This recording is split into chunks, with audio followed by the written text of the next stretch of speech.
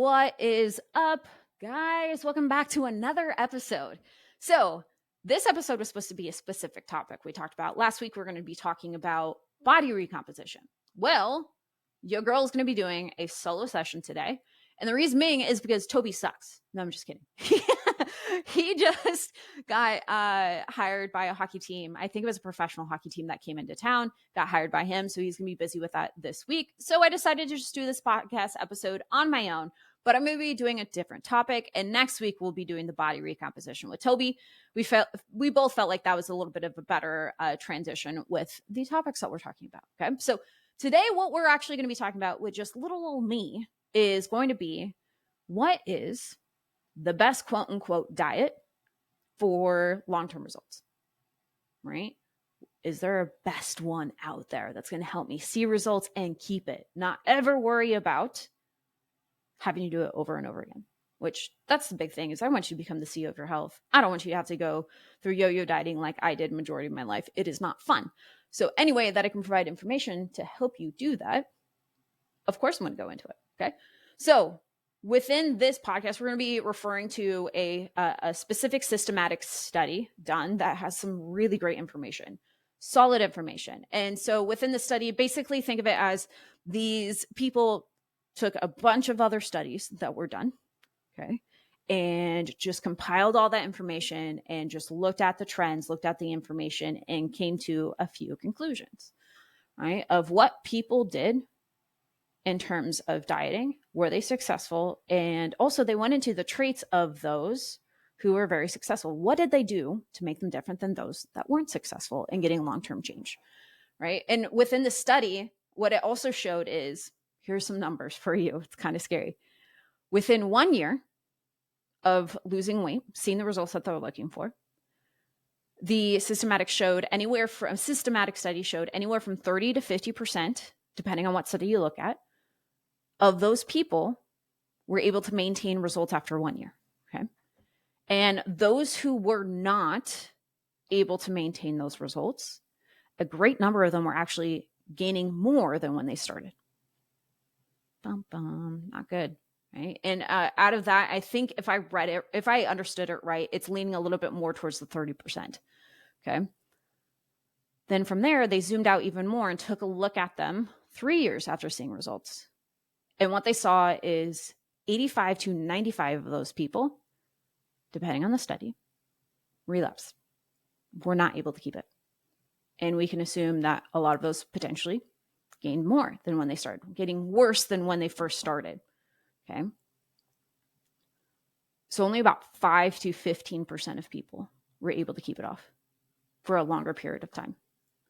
And let's take a zoom back every single time that you've tried a diet where it's, yeah, this worked, but I gained it back, or like this worked, but life happened, things like that.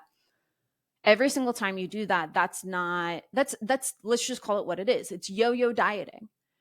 True success of a diet is something that you can maintain till the day that you die, right? We always tell our clients that we want to set you up for success. So that way, by the time you leave us, you don't need another coach again. You're able to do this on your own, keep progressing, or just maintain the results that you've gotten with us for the rest of your life because we did it right. Okay. And so hopefully by sharing a lot of this information with you, you'll be able to do the same, become the CEO of your health for life. Okay. So let's go into it. What are the traits? What did they do? What made that 5 to 15% of those people different than the rest of the people? How were they able to keep it on for 3+ years, or keep it off, for 3+ years? And what the study showed is that, one, there was no one diet that outperformed the other. None whatsoever in terms of long-term sustainability. Not low carb, not IF, not keto, not Weight Watchers, not carnivore, flexible dieting, nothing. Not one outperformed the other. Right? It simply just comes down to, are you in a calorie deficit? Right? There's some other principles that you can put in there to make the whole process a lot more enjoyable, but are you in a calorie deficit? Right? Are you doing the things you need to be doing in order to keep it for a long period of time? So it just comes to the conclusion that there's no perfect method, but there is a perfect method for you. So I think the first thing that we need to take in consideration is if you're that type of person that's always looking for the next best diet, the next best program, this point system is going to work better than keto or carnivore and all that stuff. It doesn't matter. It's just noise. It's just marketing to get your money. If you truly want to see long-term change, you need to take a step back and stop getting distracted about what other people do and start getting obsessed with what works best for you. Like, obviously you can look at other people and see what they're doing, but just know that majority of what other people are doing are probably not going to work for you long-term. And if you're doing anything that you know for a fact makes you miserable, there's no way in hell that you could do this for the rest of your life, do not waste your time on it. Because there's no one diet that outperforms the other. Do what you enjoy. Do what you know you can be consistent at. Do what you know you can live your life with. Okay. But within the study, it also shared some other really key traits that I think are extremely important that always get overlooked, to be honest with you. And I think that it's going to be super, super valuable to dive into that. Okay. I think that this part right here, what I'm about to go into, is by far some of the biggest rocks to make sure that you get not only results, but be able to keep it for life, right? So if we're going to be able to keep it for life, we need to be able to live our life. We need to be able to enjoy it. We also need to enjoy the person that we become when we do it, right? So many people are doing these diets that make them super anxious. They can't live their life. They feel like they're constantly like eating the wrong things. They're hyper focusing on all these different little things that don't matter. And they end up worse than when they started, both mentally and physically. Okay. So if you want to break that pattern, find what works best for you. Find the method that helps you live your best life, not make you feel like you're trapped in a prison. But also along the way, you need to be adopting these traits if you haven't yet. Okay. And so some of these traits I'll list off, but I think the biggest thing that we need to talk about, and this is something that I always talk with my clients all the time, right? This is the biggest thing, but honestly, the hardest thing. And it's not the sexiest thing, right? Like, we have to agree. It's so much sexier to talk about, oh, I got these perfect macro breakdowns and it amazingly got me all these really great results. Or I did this perfect booty program and it just got me all these amazing results. Or I did this point system breakdown thing and it made like my weight drop off, or it was my hormones. I just fixed that and it just completely fixed things. There's no magic fix. There's no magic pill, right? There's no quick fix. It's so much easier to blame something else.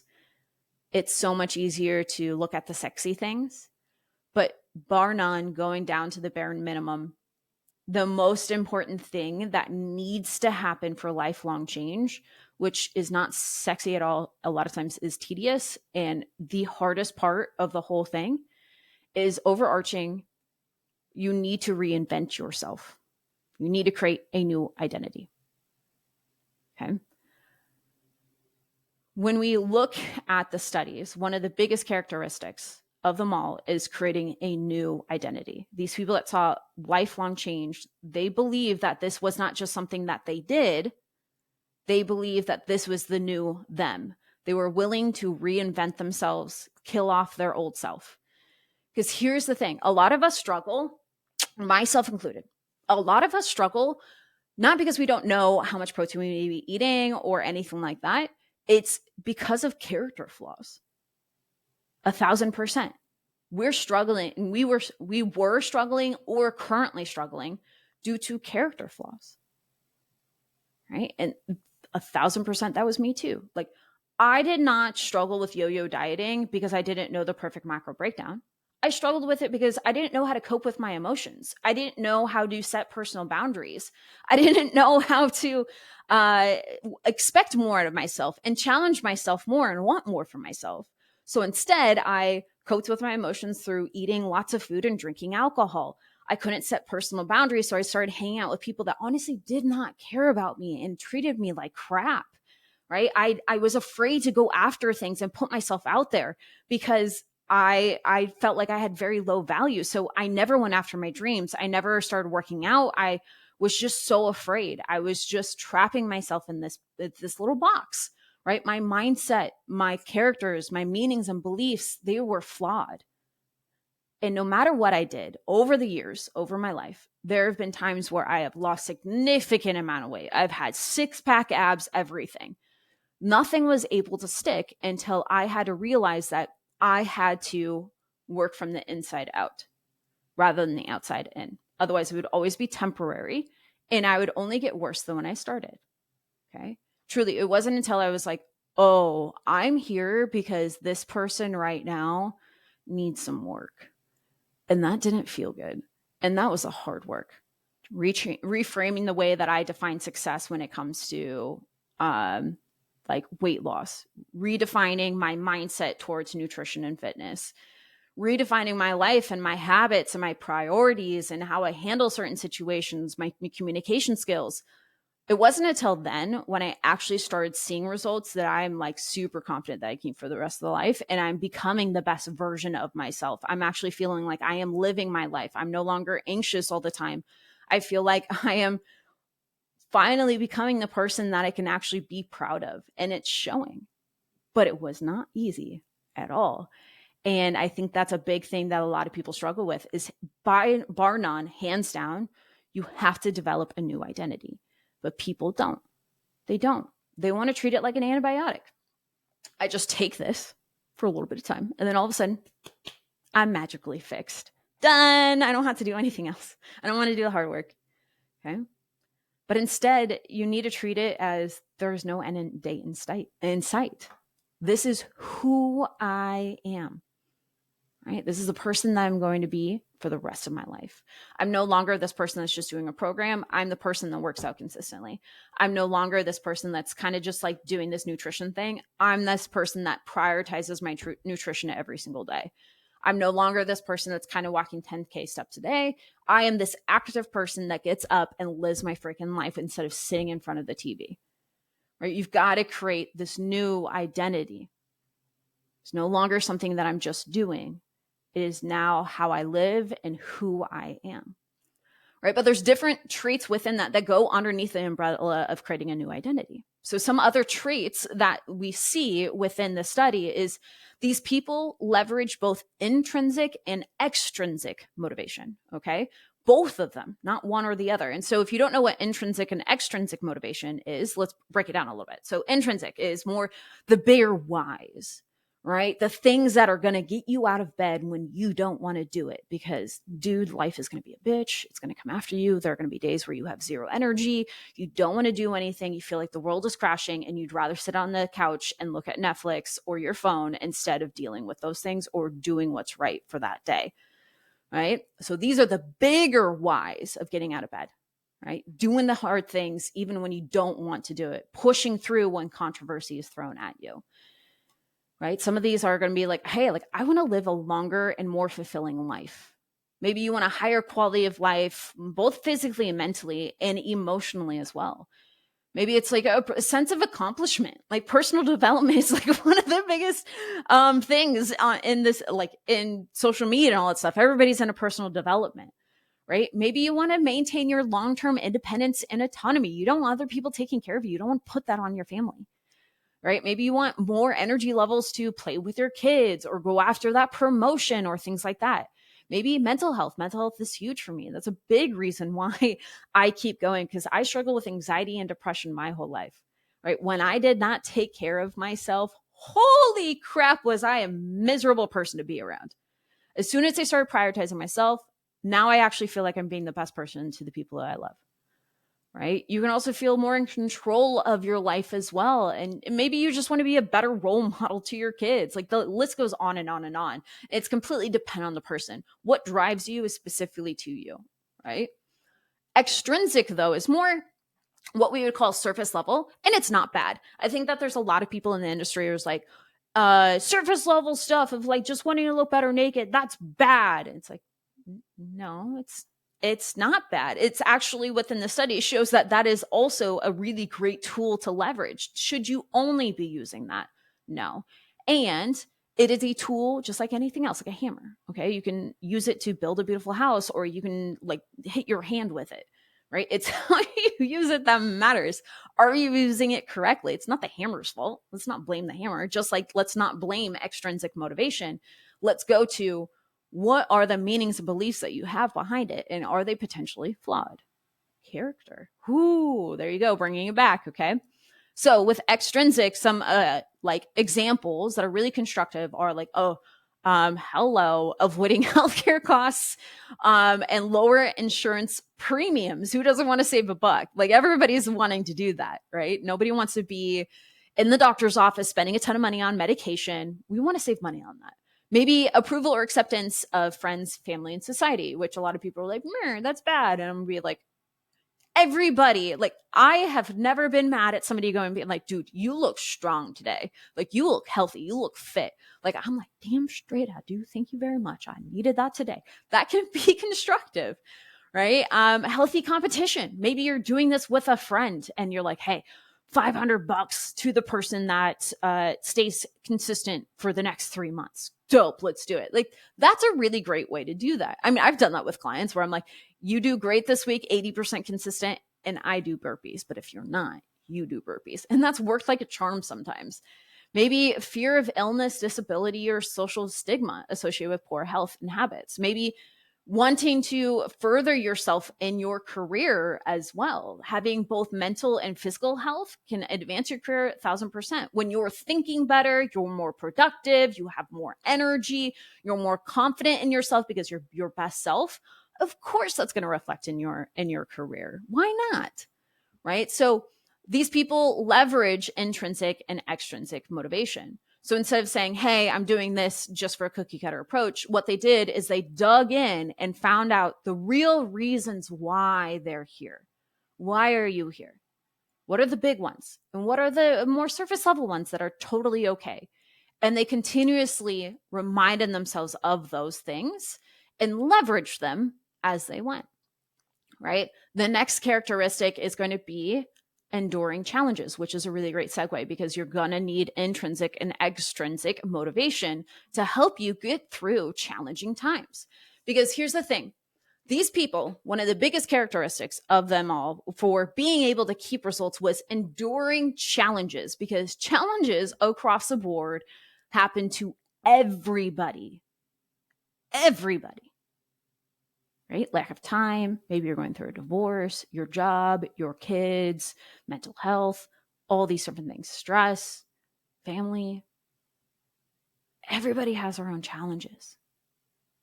It's those who are able to endure. The characteristic of those who are able to keep results long-term were those who do not give in during those challenging times. So for example, you are super stressed out. Therefore, you cope through it with eating food and drinking for comfort instead of, hey, I'm feeling this feeling and that's okay. Can't really control my circumstances, but I can control my actions. I can control how I react to them, right? And so the ability to endure these challenges, the ability to do that versus those who continuously fell off and are unable to endure challenges, right? The scale going up and down, right? Or life happening or something not going according to plan. The big key combos of this, I really do believe this, is yes, your ability to endure challenges. You do have to make sure that this is part of your identity. You are now the person that can get through tough times. You can do hard things, right? Intrinsic motivations, those things that are going to get you out of bed or do things even when you don't want to. And then also, this is a big topic that I talk about a lot, is the growth mindset, or another subset of that is like a solution-oriented mindset versus a fixed mindset. Okay, so the differences between the two, like a very simplified definition of a growth mindset is the belief that you're capable and you are worthy of change, right? Versus the fixed mindset, the belief that you are incapable and unworthy of change. Right. And then the solution oriented thinking, where you're able to endure challenges, is like somebody that's constantly looking for solutions versus a problem oriented person. Somebody that's always looking for solutions, more of that person that's happening for me rather than to me. This person's like, oh, this happened. What's the next thing? oh, this happened. This is going to help me grow in this way. What can I do to get better? Versus a problem-oriented thinker is going to be somebody who is continuously blaming outside circumstances.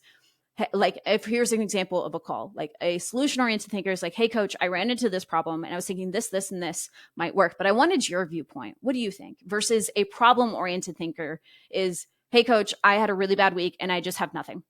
I sucked. Tell me what to do.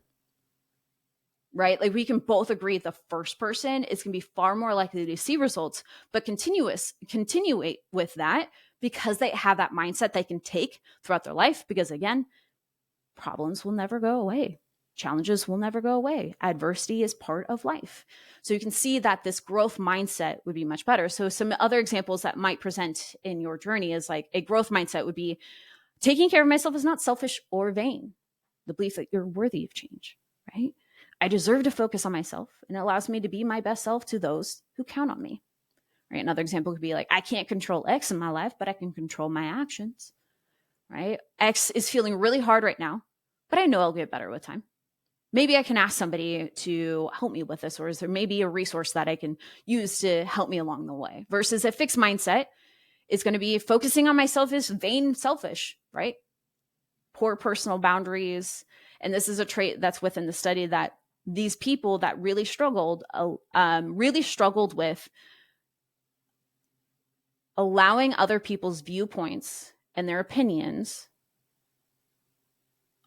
supersede what was best for them. They gave in to other people's wishes and peer pressure instead of sticking to what works best for them, right? Another one is, I'm too stressed out, so I'm just not going to do anything. And then you proceed to scroll on your phone, right? Or, dude, it is so cool that person can do X, like a pull-up, but I can never do that. It's so cool that person ran a half marathon, but I can never do that. It's so cool that person lost 50 pounds, but I can never do that. I'm going to be stuck like that. It's so cool that that person can eat one cookie and not eat 20, but I would never be that person. Right there alone, that fixed mindset, right, is what keeps people stuck. That's why I always say sometimes for a lot of people, I'm going to say majority of time for a lot of people, it is not knowing the perfect macro breakdown or anything like that. It is what's going up in between your ears that's holding you back. And until you address it, you're always going to be stuck, right? The other thing that another trait is realistic expectations of what success looks like, right? Because a lot of people, I think one of the big reasons why a lot of people simply just sabotage their own success, right, is because they have extremely unrealistic expectations of what success looks like. But think of it this way. You've been in the diet culture BS for a long time. For a lot of us, like myself, I've been doing it since day number one. And one of the hardest things I had to learn is how to redefine what success is, because all I saw online was Susan losing 30 pounds in 30 days, or do this fat shred thing where you get 6-pack abs in 3 months and you're great and all that stuff. Or take this pill and completely change your life. And that's all I knew for success. Right? If I didn't see the weight go down, it doesn't mean success, despite me losing inches or gaining muscle or feeling better or anything like that. If I didn't see the weight go down, I didn't see success. You have no clue how many times I have to retrain somebody's way of thinking going in. Otherwise, I know for a fact they're going to run themselves into the ground, right? We have to reestablish our meanings and beliefs of certain things. So reestablishing what realistic expectations actually look like. So for example, right, weighing on the scale. A common trait of those who, according to the study, who saw long-term change did not let fluctuations of going up and down deter them from keeping going, because they had a realistic expectation of what weight looks like over a period of time. They know that weight is going to go up and down, and that progress is not linear. It is a lot of ups and downs. And a lot of times with the ups, it comes with the all new downs, right? But if you quit every single time that you have an up, simply because you just don't know how the body works, you're going to sabotage your own success. So a common suggestion that we make is, if you are somebody who's trying to lose weight over a period of time or progress anyway, and one of the ways to define your success is the weight on the scale, then take your weight either daily, or I would say anywhere from 3 to 5 days in the week, just so that way you can get an average trend. You average that number out, and then from there, you start seeing the trends over a period of time. But even then, you know what else is another successful thing? Okay. When we're looking at fat loss, here's another way that people completely derail their progress is they have extremely unrealistic expectations of how fat loss goes. Okay. When it comes to fat loss, what we have to realize, or any type of progress, honestly, muscle building, fat loss, creating better health, is that you will have weeks that it looks like you are not on paper creating any results. You will have weeks where maybe your weight stays the same. You will have weeks where you feel like you aren't really doing anything, but in the background, you are. And you will also have weeks that will be higher than others. So again, you can take the trend of day to day, but you also need to make sure that you're zooming out and looking at the big picture. Am I making progress over the next 3, 6, 9, 12 plus months? Because again, this is not something that you just do. This is for life. There's no timeline. So zooming out and looking at the big picture allows you to create a very objective view of what's going on instead of allowing your emotions dictate your actions. Okay.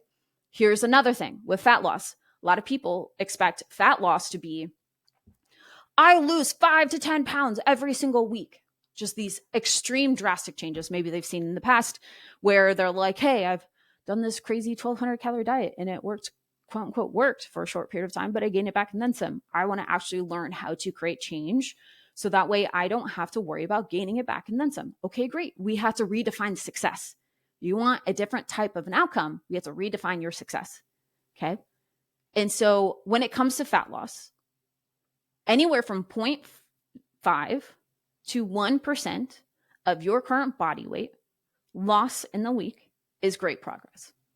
For most people, that's going to be 0.5 to 1 pound per week. Obviously, the larger you are, the more weight that you have to lose, the number is going to be higher. But you also see as you get leaner, that expectation needs to change. You're not going to be losing as much weight as when you first started your journey. Okay. Any more than that, when we get above 2%, like 2% or above for most people, that is where you run the risk of losing substantial amount of muscle mass, which muscle mass is king, right? That's what helps you get that lean look. That's what helps keep your metabolism high so it's easier for you to maintain results. It's what helps you stay healthy, insulin sensitivity, all these different things. It's a great way to balance out and optimize your hormones, both men and women. It's just such a freaking fantastic thing. And it's so hard to build. A lot of us are working our booties off to keep that on. So any higher than 2% is way too much, right? Any more than 0.5 to 1%, you run the risk of not being able to keep it off, because if you're getting results faster than that, it means that you're probably using unsustainable methods. You're probably going to be using methods that create a horrible relationship with food. That's why so many people are like, I did this diet and now my relationship with food is like crap. It's because like how you do it matters, right? But also the longer you are in a calorie deficit and the more drastic that you get with those calorie deficits, the more likely that you are to create a lot of stress within the body and or hormonal issues within the body. And when you're dealing with those things, that makes it significantly harder for you to maintain muscle mass, lose fat, and also just generally feel great, right? Your hormones dictate literally everything in your body, including your mood, including how you feel about yourself every single day, including your energy, including your ability to be resistant to stressors in life. And so if you are doing something extremely drastic, you're losing muscle mass, not really getting the results that you're looking for, you also feel like your relationship with food is crap, and you feel like crap, it makes sense you're not going to keep it off for life. It makes sense that you might make yourself worse than when you started, right? On the opposite end, realistic expectations for muscle building is going to be anywhere from 0.5 to 1% per month. Any more than that, then you're going to be risking gaining more fat than you are muscle. But understandably, realistically, understanding realistic progress with muscle building, you will gain a little bit of fat. Okay. How you do it matters. If you do it well, you stay within that range and you pair in good strength training program, eating enough protein, good quality of food, sleep, so much more. Then from there, you can see really great muscle building. Okay. For health, You can't put a number on it. You can't. Everybody's like, what's the timeline for my health? Like if I want to improve blood work or my hormonal, my hormonal health or all these different things, what's the specific timeline? And we always have to say, we don't know. There's no specific timeline for health. What I will say is that with health, it's more than likely going to be longer than losing fat, because losing fat is so freaking easy. It's so easy. It's literally cause and effect of me throwing a pen in the air and it dropping down super fast, right? Versus health or muscle building. That's like shooting a gun in the air and waiting for the bullet to come back down. That's the cause and effect. It takes a while. So here's an example. It's like for women, if we're working on hormonal health, which that's what we do within Thriving On, is we have more of a functional approach for those who want that. That's Toby's specialty. He will request our clients to get blood work done anywhere from 3 to 6 months to see that full cycle, ideally 3 months, because for majority of it, to get a really good snapshot of your progress, what you're doing right now is more than likely going to show up pretty well 3 months from now. That's how long we have to see of the work that I'm doing right now. 3 months from now, I'll probably start seeing that, right? Building habits, becoming that new person, that identity. Most people think, hey, if I do this for 30 days, I'm this new person. Studies show it's anywhere from 68 to 260 days, right? 260 days. That's almost a full year of you consistently doing something before it becomes an actual habit, before you actually start becoming that new person, right? And then from there, you also have to take an understanding of, okay, Susie made results in 3 months. All right, I'm 3 months in and I did not make results like Susie did. Okay, well, where did Susie start? Did Susie start in chapter 2? Did Susie start on chapter 15? What did she struggle with? What was her diet history? Did she already know how to meal prep and track track calories? Was she more adherent to her goals? Did she have less stressors in her life? So much more than you, right? We get distracted by other people's success, thinking that that needs to be our success too. When in reality, you might be starting on chapter 2. You might not know how to track calories or any type of portion control, really, whatever method that you want to do. You might still be struggling with time management. You might be struggling with, hey, like I have kids and this person doesn't, right? Don't get distracted with what other people are doing. Get obsessed with what works best for you. Just bringing that full circle, okay? Some other traits that you'll see in here is that one of the biggest ones actually is continuous monitoring. This is one of the biggest traits out there, continuous monitoring. Okay. These people that were able to keep it off for life, they were continuously monitoring their progress in some way. Just like if I want to have financial wealth, okay, you have systems of continuous monitoring, right? You track your spending, maybe use an app or something like that. You have certain goals throughout the whole process. You're keeping track of like where your money's certain going. You're seeing the trends over a period of time. You continuously do that. If you don't, could you see results potentially, but it's not going to be as great. And you're running a higher risk of not seeing results and reverting back because you go back to your old spending behaviors and habits. Okay, same thing here. So finding a way to continuously monitor what you're doing in progress. So this can look like tracking your weight, being cognizant of your portion sizes, any way you have it. Some of those within the study were also using like fasting windows. But what it showed was the majority of the people that were able to keep it off for life leveraged more of like calorie tracking and or some type of portion control. And one of the reasons why was because they were able to live their life. They were able to go out to eat, enjoy their life while still being able to stay on track versus those who used methods that were extremely restrictive. Okay. And one of the big things that they pointed out is that one of the biggest reasons why they were unable to stay with it, let's say if they're using a restrictive method, is poor planning and peer pressure when they were eating out, because they weren't able to fit the things that they love within the system, right? They were using a very restrictive diet that caused them to not be able to plan and not be able to deal with peer pressures because they're always like, hey, dude, sorry, it's not part of my diet right here. They're able to live a well-balanced approach, not miss Jimmy's pizza party for his 10th birthday. Sorry, honey, mommy's got or daddy's got my own little Tupperware of my my diet approved meal, I can't enjoy that.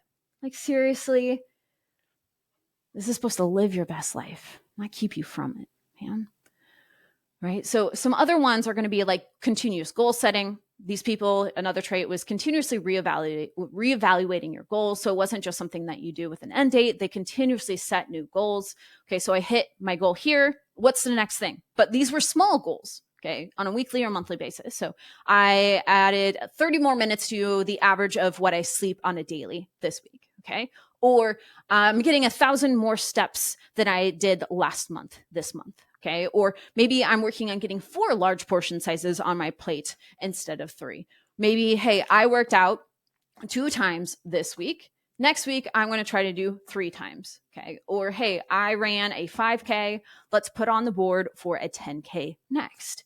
Just continuously pushing themselves to get better, continuously setting new goals. So that way they continuously do the process rather than staying stagnant. Right? No end date in sight. This is who you are, not something that you just do. Another big one is social support. All right. Those who kept it off for life had somebody who was engaging in the journey with them, a spouse, a friend, a community. Right. And here's another important thing that I want to point out. Okay. Something that was showed within the study that I think is really cool, because a lot of us not only are doing it for us, but also to be a better role model to the people around them or a better person around them, right? We want to lead by example, be the light in people's lives, okay? What it showed was that criticism was not helpful at all when it comes to the long-term sustainability, okay? So for example, it's like, hey, you're doing this diet, but it's not the best diet because of X, Y, and Z, right? That wasn't helpful to people. If anything, it made the whole process, they lost a lot of motivation to keep going, right? So for those of you that are the persons like, I just want somebody to tell me what to do and just yell at me when I'm not doing it, that's not going to work long term, right? Versus, let's say, hey, I'm seeing that you're doing this and it seems like you're enjoying it. You're getting really consistent at it and this is amazing. It sounds like it's adding a lot of value to your life. When you take that type of approach, whether it's somebody to you or you to others, that's far more constructive than completely being just a negative Nelly towards everything and breaking everything down. Okay. They also had structures and routines. That's another characteristic of people that were able to keep it off. Structures and routines. They had a well put together and planned out routine, whether it's like meal planning, meal prepping, grocery shopping, like putting it in your calendar, having that routine, having a plan B and C in place when plan A doesn't going according to plan. So for example, here's one. It's like, okay, so I have my meal plan going. I'm supposed to come home and cook. Okay. But I just had a long, stressful day and I don't want to cook my food. I just do not have the emotional bandwidth. Do you have a plan B in sight for those days? Right? Do you maybe have some quick protein sources on hand? Could you potentially just go to the grocery store really fast and get a pre-made meal that you know fits within your goals and it's super healthy for your family as well? Do you have an oopsie stash for those moments, right? For those that planned for adversity, planned for those things, but also had a set structure, those were more successful because think of it this way, okay? Who is going to be more likely to see results and keep it? Okay. I'm just going to start working out. Okay. What do you want to do for working out? I'm just going to lift some weights. Okay. That's it. Yeah. I'm going to do that this week. Okay, great. Cool. Awesome. Versus this next person. Hey, I want to start lifting weights. Okay. So I think that what's sustainable for me is going to be 3 days a week. I'll see if I can do 4 later on, but just right now in my life right now, I'm going to do 3 days a week. I know I can do that. I'm confident in that. Okay. And with those 3 days a week, I'm going to do it for about 45 minutes to an hour because I know I can fit that in my schedule. The best bet that I can fit it into my schedule is probably first thing in the morning because at night, a lot of things happen. And could I get it in? Yes, but it'd be far less consistent if I did it then versus if I did it in the morning. So I'm going to do it in the morning. So in the morning, I'm going to do it at 5 a.m. Okay. It's going to be an hour. I'm going to do it at this place. I'm going to follow this program. And from there, so on and so forth. Who's going to be more successful? Person B, of course. Set structures. You know exactly what you're going to be doing. You have a followed routine, so on and so forth. And if you need a plan B, let's say that person, instead of being like, oh, okay, So this is my workout. Life happened. Not going to do anything at all. I can't do it perfectly, so I'm not going to do it at all. Okay. What about this? This method. Okay, cool. So this is my method, but plan B is if I can't do this full workout, I will do then just like these movements, which should get me within 30 minutes, and that's good enough. And then if that doesn't work, if I can't get to the gym, I've got a pair of dumbbells or an at-home gym. I don't like using it all the time, but that can be my plan C. If I can't get to the gym, I'll do it at home. I'll get that workout in. Maybe it'll be like a dumbbell only workout or whatever you have, or a body weight workout, whatever you have on resources, because something will always be better than nothing. Okay. Going into that solution oriented thinking with also having structures and routines, that latter person is going to be so much more likely to keep it off for a long period of time. Okay. So there's a few more traits within that study, but those were the biggest ones. Okay. Let's quickly go through the characteristics of people who were unable to keep it off for a very long period of time. Okay. First one is, it was that many of those people found it hard to find time themselves to self-monitor what they were eating, like tracking their food and also exercising. Okay. They struggle with emotional eating during stressful situations and or boredom. A lot of lack of planning. That was the biggest one that most people struggled with, right? Just simply lack of planning, lack of prioritization, lack of putting it in your calendar and rescheduling it, just like a doctor's office visit.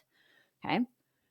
They found it hard to put their goals above the needs and wishes of their peers and gave in to social pressures. Again, I am unworthy of change. That fixed mindset. They felt the need to not waste food. Instead of eating to comfortable fullness, they felt like they needed to completely finish their plate, which caused them to overeat. They were feeling deprived of over restriction from the method that we're using, did not allow them to live their best life, did not fit within their lifestyle. Weight fluctuations and everyday stressors decrease motivation, right? So they let those weight fluctuations go up and down and completely derail the process. They saw stressors in everyday life as just complete roadblocks instead of, hey, this is a part of my life. I need to figure out how to get around them, control my actions despite these things happening, right? So when they felt down, it secretly led to emotional eating and binge eating too, right? Those are some of the common traits. So to summarize this all, according to this study, if you want to get lifelong change, it's not about one size fits all diet. There's no one better than the other, but there is one that works best for you, right? Stop getting distracted about all these different fancy marketing strategies and fancy rah-rah things. And trust me, if something that somebody is saying online is making you anxious, even if it's quote unquote optimal, let's just say that in a perfect world, there is a perfect way of doing things. Okay. I would take a suboptimal program that you can be consistent on any day of the year over an quote unquote optimal diet or program that you're doing that you cannot stay consistent on because it doesn't fit in your lifestyle or your goals. It makes you anxious or confused. It makes your life harder, so much more. Okay. So get obsessed with what works best for you. From there, if you want this to be a lifelong change, this has got to be an identity change. We've got to realize the reason why I'm here is not because I don't know the perfect macro breakdown or the perfect diet. It's because I've got some character issues that I need to solve, which that hurts. Fully understand. I was there, did not feel good, but trust me, it is by far one of the best things that will ever happen to your life, because I always say this, fitness is not just fitness. It's not.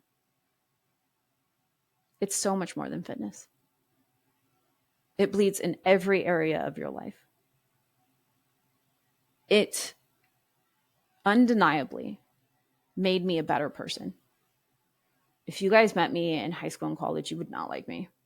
I was not a good person at all. I tell Calvin this all the time. You would have hated me. I was not a good person. He's like, I could never hate you. I love, like the whole beginning stages of relationship. I could never hate you. I love you. You're perfect. Yeah, no, I'm not perfect. But even then, I keep saying, you would have hated me. It wasn't until I found nutrition and fitness that completely changed my life. It taught me about integrity. It taught me about character. It taught me that I could do hard things. It taught me that I am the limitation to the life that I want to live. If I want to get where I need to be, I need to first start with me.